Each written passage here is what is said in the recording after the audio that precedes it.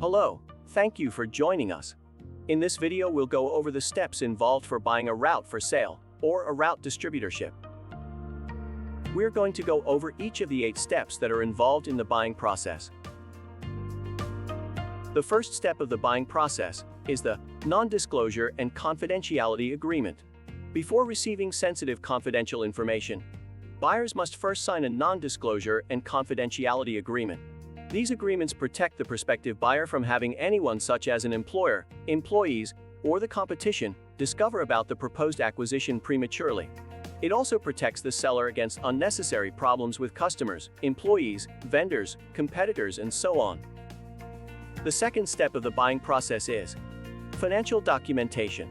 About 50% of our listings provide some type of financing through the distribution company. However, in most cases additional funding is required to complete the purchase. In addition, our sellers have asked us to pre-qualify their potential buyers before delivering their financial documents or setting up a face-to-face meeting.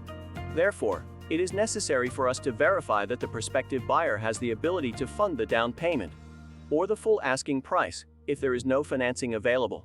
This may be with cash or pre-approval from a financial institution. We do not require you to send us sensitive information, like bank statements or account numbers. In most cases we just need a letter from your bank, stating you have the ability to purchase, or a screenshot of your account that shows your name and the balance in the account. The third step of the buying process is the face-to-face meeting.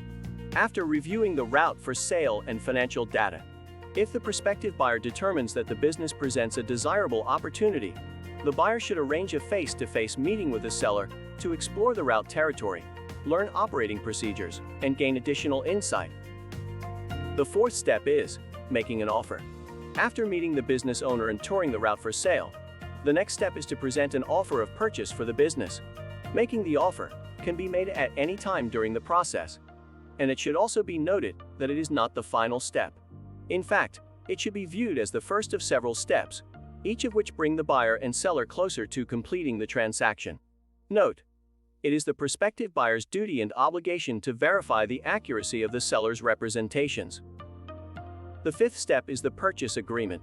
Once a selling price for the business has been agreed to, it is now time to execute a purchase agreement between the buyer and seller.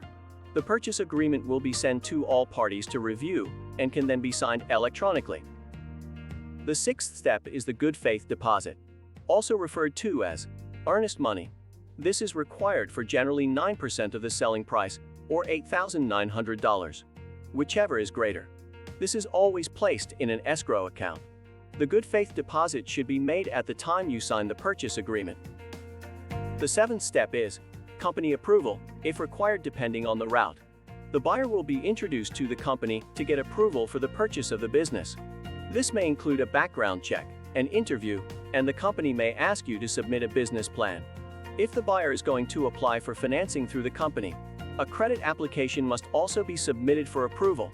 Once approved, then training will be scheduled. The eighth and final step is the closing. Once the buyer is approved by the company and for financing if applicable, the closing timeframe varies on the company, buyer experience, and amount of training if needed.